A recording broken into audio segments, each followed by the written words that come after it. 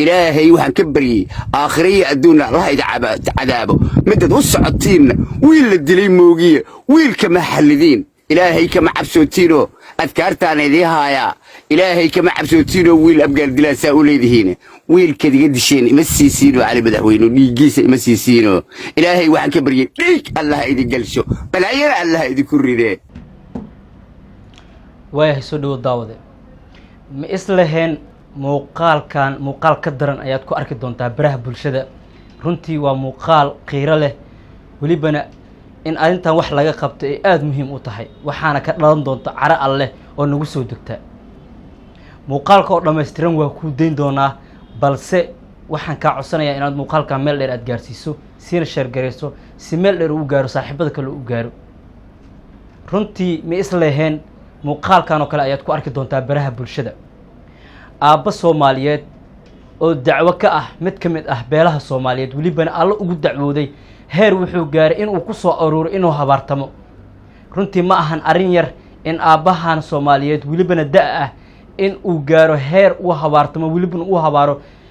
beel ka mid ah beelaha Soomaaliyeed arintaas ayaana ku sababtay wiil laga dilay dhowr sano ka hor oo ilaa ay hadda uu leeyahay cadaalad iyo sidoo kale in uu wiilkiisa u helo xaqi uu ku lahaa haddii ay ahaan lahayd midda ay diinta islaamta ay u xukmisay oo ah in wiilkaasi xaqiisa ama dhiiga laga galay haddii aan lahayd in diidiisa la siiyo ama qofka dilo loo dilo ama inuu iska cafiyo kasoo tag intaasoo dhan inuu hele balse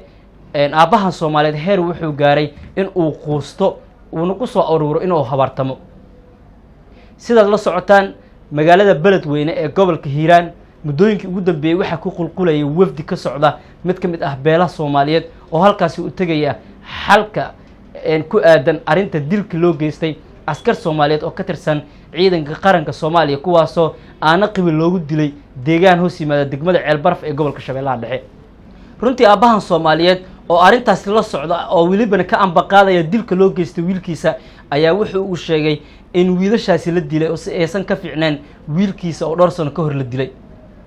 aabbahan Soomaaliyeed ayaa u gar dhigtay walibana alla ugu dacwooday dadkii sidaas yeelay walibana 3 sano uu sheegay in uu hoos fadhiyo geed isaga oo xanuunsan walibana sugaya xaq laga galay wiilkiisa aha ee la dilay walibana dhiigiisa uu baahan yahay sida uu sheegay odayaal Soomaaliyeed ama odayaal dhaqan oo arintaas u xil saarnaa ayaa aabbahan Soomaaliyeed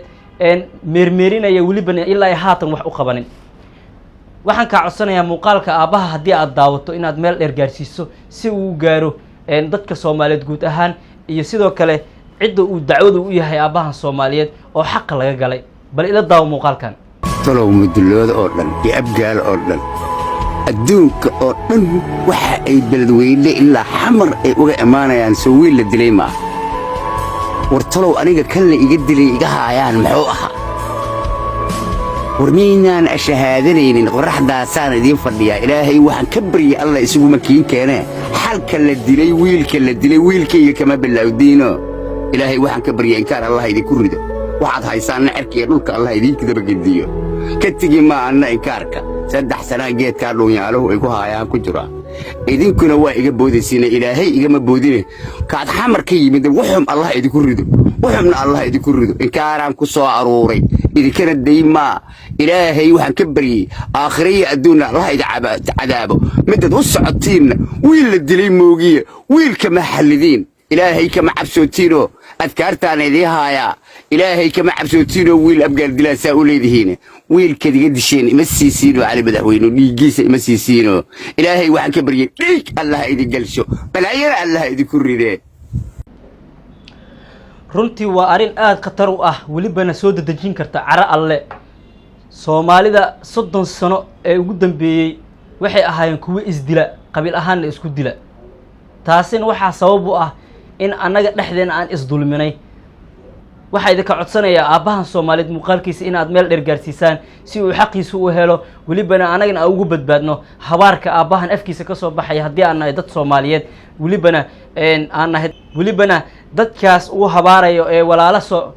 ee beel Soomaaliyeed ah in ay arintaasi uga soo garbaxaan si odagaan wax loo qabto hadii uu muuqaalkan ku soo gaaray like sar sina share garay si muuqaalkan meel dheer ugu gaaro waad ku maasantahay daawashadaada